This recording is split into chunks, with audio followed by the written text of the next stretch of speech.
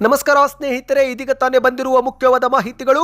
ಸಚಿವ ಲಕ್ಷ್ಮೀ ಹೆಬ್ಬಾಳ್ಕರ್ ಅವರು ಗೃಹಲಕ್ಷ್ಮಿ ಯೋಜನೆ ಹಣ ಬಿಡುಗಡೆ ಬಗ್ಗೆ ಮಾಹಿತಿ ಕೊಟ್ಟಿದ್ದಾರೆ. ವೀರ ಸಂಗೊಳ್ಳಿ ರಾಯಣ್ಣವರ ಪುತ್ಥಳಿ ಲೋಕಾರ್ಪಣೆ ಕಾರ್ಯಕ್ರಮದಲ್ಲಿ ಸಿಎಂ ಮತ್ತು ಲಕ್ಷ್ಮೀ ಹೆಬ್ಬಾಳ್ಕರ್ ಅವರು ಗೃಹಲಕ್ಷ್ಮಿ ಯೋಜನೆ ಕುರಿತಂತೆ ಘೋಷಣೆ ಮಾಡಿದ್ದಾರೆ. ಎಲ್ಲ ಮಾಹಿತಿಗಳನ್ನ ವಿಡಿಯೋದಲ್ಲಿ ನೋಡೋಣ ಸ್ನೇಹಿತರೆ. ಮತ್ತೊಂದೆಡೆಯಲ್ಲಿ 3 ಲಕ್ಷ ಗಡಿ ದಾಟೆ ಬಿಡ್ತು ಬೆಳ್ಳಿ. ಚಿನ್ನ ಮತ್ತು ಬೆಳ್ಳಿ ಬೆಲೆಯಲ್ಲಿ ಮತ್ತೆ ಭಾರಿ ಏರಿಕೆ. ನೀವು ಕೂಡ ಚಿನ್ನ ಖರೀದಿ ಮಾಡಲು ಯೋಚಿಸುತ್ತಿದ್ರೆ ಈ ಮಾಹಿತಿ ಪೂರ್ತಿಯಾಗಿ ನೋಡಿ. ಮತ್ತೊಂದೆಡೆಯಲ್ಲಿ ಮುಖ್ಯಮಂತ್ರಿ ಬದಲಾವಣೆ ವಿಚಾರ ಕುರಿತಂತೆ ಮತ್ತೆ ಡಿ.ಕೆ. ಶಿವಕುಮಾರ್ ಅವರ ಶಾಕಿಂಗ್ ಹೇಳಿಕೆ. ನನಗೆ 140 ಶಾಸಕರ ಬೆಂಬಲವಿದೆ ಎಂದಿದ್ದಾರೆ. ಹೈಕಮಾಂಡ್ ಮುಂದೆ ಏನೇನು ಚರ್ಚೆ ಆಗಿದೆ ಎಂಬುದು ನನಗೆ ಮತ್ತು ಸಿದ್ದರಾಮಯ್ಯನವರಿಗೆ ಮಾತ್ರ ಗೊತ್ತು ಎಂದಿದ್ದಾರೆ. ಎಲ್ಲ ಮಾಹಿತಿಗಳನ್ನು ನೋಡೋಣ. ರಾಜ್ಯಾದ್ಯಂತ ಮತ್ತೊಮ್ಮೆ ಸಾರಿಗೆ ನೌಕರರ ಮುಷ್ಕರ. ಕೆಎಸ್ಆರ್ಟಿಸಿ ಸೇರಿ 4 ನಿಗಮಗಳ ನೌಕರರಿಂದ ಮುಷ್ಕರ ಘೋಷಣೆ ಮಾಡಲಾಗಿದೆ. ಮತ್ತೆ ಹಲವು ಜಾಗದಲ್ಲಿ ಬಸ್ ಸಂಚಾರ ವ್ಯತ್ಯಯ ಉಂಟಾಗುವ ಸಾಧ್ಯತೆ.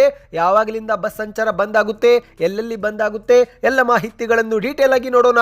ಅದಕ್ಕೂ ಮೊದಲು ನೀವು ಸುದ್ದಿ ಸಮಯ ಯೂಟ್ಯೂಬ್ ಚಾನಲ್ಗೆ ಮೊದಲು ಬಾರಿ ಭೇಟಿ ಕೊಡುತ್ತಿದ್ರೆ ದಯವಿಟ್ಟು ಸಬ್ಸ್ಕ್ರೈಬ್ ಆಗಿ ಪಕ್ಕದಲ್ಲಿ ಕಾಣಿಸುವ ಗಂಟೆ ಒತ್ತಿ. ಇದರಿಂದ ರಾಜ್ಯದ ಮುಖ್ಯವಾದ ಮಾಹಿತಿಗಳು ನಿಮಗೆ ಸಿಗುತ್ತವೆ.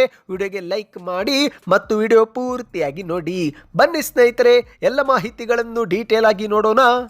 ದೇಶಕ್ಕಾಗಿ ತನ್ನ ಪ್ರಾಣವನ್ನೇ ತ್ಯಾಗ ಮಾಡಿದ ವೀರ ಸಂಗೊಳ್ಳಿ ರಾಯಣ್ಣವರ ಪುಣ್ಯಭೂಮಿ ನಂದಗಡದಲ್ಲಿ ಸಂಗೊಳ್ಳಿ ರಾಯಣ್ಣವರ ಪುತ್ಥಳಿ ಲೋಕಾರ್ಪಣೆ ಮಾಡುವ ಮೂಲಕ ಇಡೀ ದೇಶವೇ ಮೆಚ್ಚುವಂತಹ ಕೆಲಸ ನಮ್ಮ ಕಾಂಗ್ರೆಸ್ ಸರ್ಕಾರ ಮಾಡಿದೆ ಎಂದು ಲಕ್ಷ್ಮೀ ಹೆಬ್ಬಾಳ್ಕರ್ ಅವರು ಬೆಳಗಾವಿಯಲ್ಲಿ ಹೇಳಿಕೆಯನ್ನು ಕೊಟ್ಟಿದ್ದಾರೆ. ಹೌದು ಸ್ನೇಹಿತರೆ, ಬೆಳಗಾವಿಯ ನಂದಗಡದಲ್ಲಿ ಇಂದು ಕ್ರಾಂತಿವೀರ ಸಂಗೊಳ್ಳಿ ರಾಯಣ್ಣವರ ವಸ್ತು ಸಂಗ್ರಹಾಲಯ ಮತ್ತು ಸಮಾಧಿ ಬಳಿನೇ ಕ್ರಾಂತಿವೀರ ಸಂಗೊಳ್ಳಿ ರಾಯಣ್ಣವರ ಪ್ರತಿಮೆ ಅನಾವರಣ ಮಾಡಲಾಗಿದ್ದು, ಇದೇ ಒಂದು ಸಮಾರಂಭದಲ್ಲಿ ಪೂಜೆ ಕಾರ್ಯಕ್ರಮದಲ್ಲಿ ಸಿಎಂ ಮತ್ತು ಸಚಿವ ಲಕ್ಷ್ಮೀ ಹೆಬ್ಬಾಳ್ಕರ್ ಅವರು ಭಾಗಿಯಾಗಿ ಮಾತನಾಡಿದ್ದಾರೆ. ಹೌದು ಸ್ನೇಹಿತರೆ, ಮಾಧ್ಯಮಗಳ ಮುಂದೆ ಮೊದಲಿಗೆ ಸಚಿವ ಲಕ್ಷ್ಮೀ ಹೆಬ್ಬಾಳ್ಕರ್ ಅವರು ಮಾತನಾಡಿದ್ದು, ಸರ್ಕಾರಕ್ಕೆ ಮತ್ತು ನಮ್ಮ ಮುಖ್ಯಮಂತ್ರಿಗಳಿಗೆ ನಾನು ಅಭಿನಂದನೆ ಸಲ್ಲಿಸುತ್ತೇನೆ.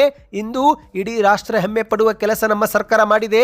ಸಂಗೊಳ್ಳಿ ರಾಯಣ್ಣವೆಂದ್ರೆ ಧೈರ್ಯ, ಸಂಗೊಳ್ಳಿ ರಾಯಣ್ಣವೆಂದ್ರೆ ವಿಶ್ವಾಸ ಮತ್ತು ಸಂಗೊಳ್ಳಿ ರಾಯಣ್ಣವೆಂದ್ರೆ ತ್ಯಾಗ. ಇಂದು ಅವರ ದೇಶಭಕ್ತಿ ನಮ್ಮ ಕಣ್ಣ ಮುಂದೆ ಇದೆ. ಸಂಗೊಳ್ಳಿ ರಾಯಣ್ಣವರ ಹೆಸರು ಹೇಳಿದ್ರೇನೆ ಸಾಕು, ಮೈ ರೋಮಾಂಚನವಾಗುತ್ತೆ. ಇಂತಹ ಕ್ರಾಂತಿ ವೀರನನ್ನು 33ನೇ ವಯಸ್ಸಿನಲ್ಲಿ ಗಲ್ಲಿಗೆ ಏರಿಸಲಾಯಿತು. ಕೇವಲ 33ನೇ ವಯಸ್ಸಿನಲ್ಲಿ ತನ್ನ ಕೊರಳನ್ನೇ ಅವರು ಒಡ್ಡಿದ್ದಾರೆ. ಎಂತಹ ಕ್ರಾಂತಿಕಾರಿ ಅವರು ಇರಬೇಕು ಎಂದು ಲಕ್ಷ್ಮೀ ಹೆಬ್ಬಾಳ್ಕರ್ ಅವರು ಸ್ಮರಿಸಿದ್ದಾರೆ. ಇದೇ ಮಧ್ಯೆ ಸ್ನೇಹಿತರೆ, ಗೃಹಲಕ್ಷ್ಮಿ ಯೋಜನೆ ಬಗ್ಗೆಯೂ ಕೂಡ ಮಾಹಿತಿ ಕೊಟ್ಟಿದ್ದಾರೆ. ಹೌದು ಸ್ನೇಹಿತರೆ, ನಾವು ಕೇವಲ ಗ್ಯಾರಂಟಿ ಅಷ್ಟೇ ಅಲ್ಲ, ಅಭಿವೃದ್ಧಿ ಕೆಲಸದ ಕಡೆಯೂ ಕೂಡ ಗಮನ ಕೊಡುತ್ತಿದ್ದೇವೆ ಎಂದಿರುವ ಲಕ್ಷ್ಮೀ ಹೆಬ್ಬಾಳ್ಕರ್ ಅವರು ಇದೇ ಮಧ್ಯೆ 2 ತಿಂಗಳ ಗೃಹಲಕ್ಷ್ಮಿ ಯೋಜನೆ ಹಣವನ್ನು ಮುಖ್ಯಮಂತ್ರಿ ಅವರು ಈಗಾಗಲೇ ಬಿಡುಗಡೆ ಮಾಡಿದ್ದಾರೆ ಎಂದು ಘೋಷಣೆ ಮಾಡಿದ್ದಾರೆ.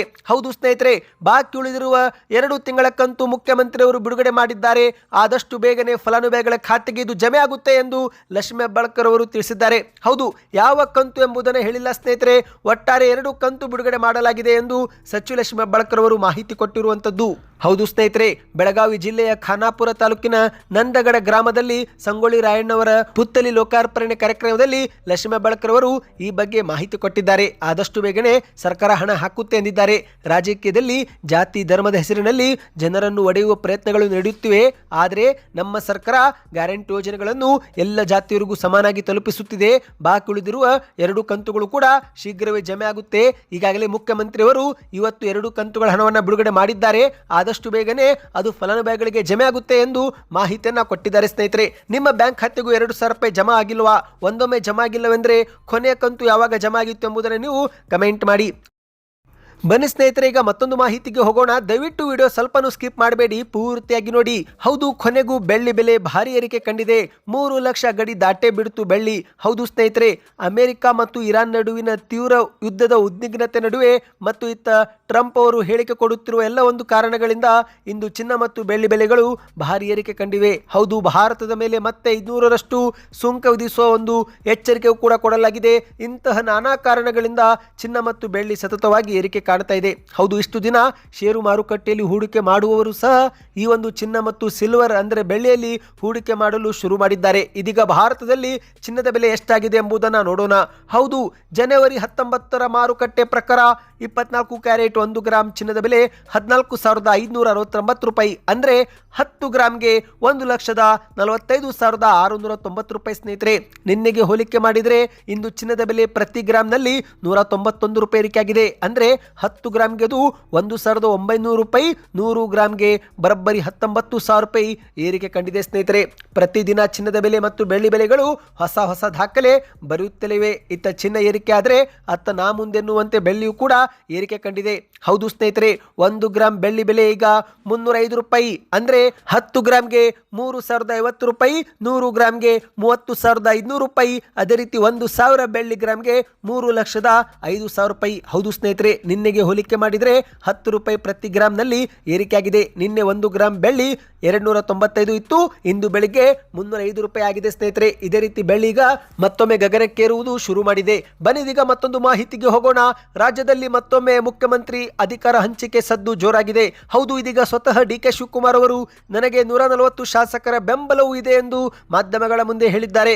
ಹೌದು ಸ್ನೇಹಿತರೆ, ಕಾಂಗ್ರೆಸ್ ಪಕ್ಷದ 140 ಶಾಸಕರು ಕೂಡ ನನ್ನ ಬೆಂಬಲಕ್ಕೆ ಇದ್ದಾರೆ. ನಮ್ಮ ನಡುವೆ ಏನೇನು ಚರ್ಚೆಯಾಗಿದೆ ಎಂಬುದು ನಮಗೆ ಮಾತ್ರ ಗೊತ್ತು. ಇದನ್ನೆಲ್ಲ ಸಾರ್ವಜನಿಕವಾಗಿ ಚರ್ಚೆ ಮಾಡುವ ಅಗತ್ಯವಿಲ್ಲ ಎಂದು ಡಿ.ಕೆ. ಶಿವಕುಮಾರ್ ಅವರು ಇಂದು ಮಾಧ್ಯಮಗಳ ಮುಂದೆ ತಿಳಿಸಿದ್ದಾರೆ. ಸುದ್ದಿಗಾರರ ಜೊತೆಗೆ ಮಾತನಾಡಿದಂತ ಡಿ.ಕೆ. ಶಿವಕುಮಾರ್ ಅವರು, ನನಗೆ 140 ಶಾಸಕರು ಕೂಡ ಬೆಂಬಲಕ್ಕಿದ್ದಾರೆ. ನಾನು ಹಾಗೂ ಸಿಎಂ ಅವರು ಏನೇನು ಮಾತನಾಡಿದ್ದೇವೆ, ಏನೆಲ್ಲ ಚರ್ಚೆಯಾಗಿದೆ ಎಂಬುದು ನಿಮಗೇನಾದರೂ ಗೊತ್ತಾ ಎಂದು ಪ್ರಶ್ನೆ ಮಾಡಿದ್ದಾರೆ. ಹೈಕಮಾಂಡ್ ಸಮ್ಮುಖದಲ್ಲಿ ಏನೇನು ಮಾತನಾಡಿದ್ದೇವೆ, ಎಲ್ಲ ಕೂತು ಏನು ತೀರ್ಮಾನ ಮಾಡಿದ್ದೇವೆ ಎಂಬುದು ನಮಗೆ ಮಾತ್ರ ಗೊತ್ತಿದೆ. ಈ ಒಂದು ವಿಚಾರವನ್ನ ನಿಮ್ಮ ಮುಂದೆ ಬಹಿರಂಗವಾಗಿ ಚರ್ಚೆ ಮಾಡಲು ಸಾಧ್ಯವಿಲ್ಲ. ಕಾಲವೇ ಎಲ್ಲದಕ್ಕೂ ಉತ್ತರ ಕೊಡುತ್ತೆ. ನಾನು ದೆಹಲಿಗೆ ಹೋಗುವುದೇ ರಾಜಕೀಯ ಪಕ್ಷ ಮತ್ತು ಸರ್ಕಾರದ ಕೆಲಸಗಳಿಗೆ.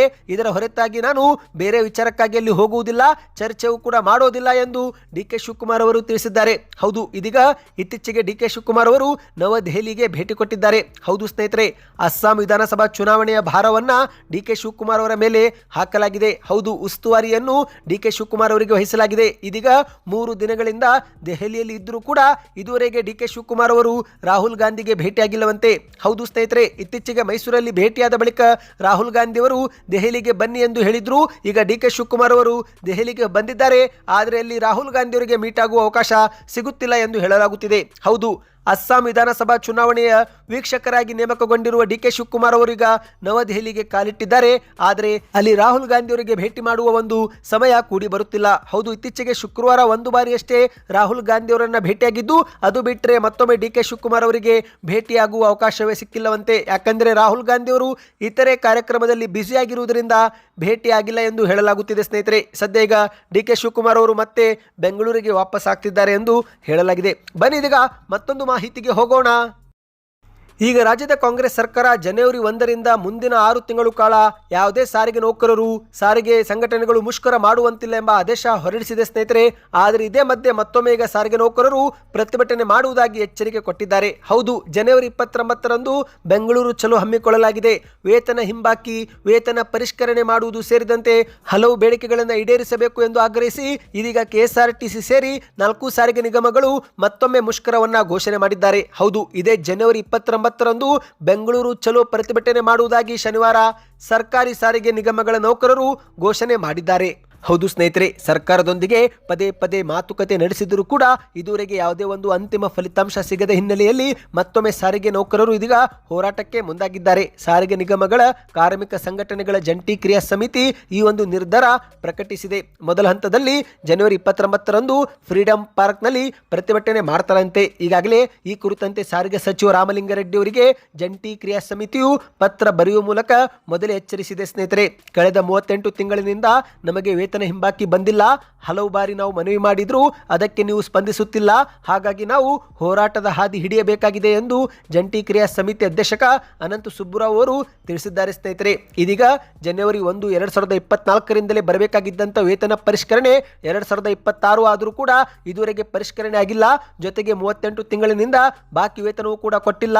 ಹಾಗಾಗಿ ನಾವು ಹೋರಾಟ ಹಮ್ಮಿಕೊಳ್ಳುತ್ತಿದ್ದೇವೆ ಎಂದು ಹೇಳಿದ್ದಾರೆ. ಸ್ನೇಹಿತರೆ, ಹೌದು, ಮೊದಲ ಹಂತದಲ್ಲಿ ಜನವರಿ 29 ಬೆಳಿಗ್ಗೆ 10 ಗಂಟೆಯಿಂದ ಸಂಜೆ 4 ಗಂಟೆವರೆಗೆ ಬೆಂಗಳೂರಿನ ಫ್ರೀಡಂ ಪಾರ್ಕ್ನಲ್ಲಿ ಸಾರಿಗೆ ನೌಕರರು ಪ್ರತಿಭಟನೆ ಮಾಡಲಿದ್ದಾರೆ. ಹಾಗಾಗಿ ಬೆಂಗಳೂರಲ್ಲಿ ಸಾರಿಗೆ ಸೇವೆಯಲ್ಲಿ ವ್ಯತ್ಯಯ ಉಂಟಾಗಲಿದೆ. ಹೌದು ಸ್ನೇಹಿತರೆ, ಉಳಿದ ಯಾವುದೇ ಜಿಲ್ಲೆಗಳಲ್ಲಿ ಬಸ್ ಸಂಚಾರ ಬಂದ್ ಆಗೋದಿಲ್ಲ.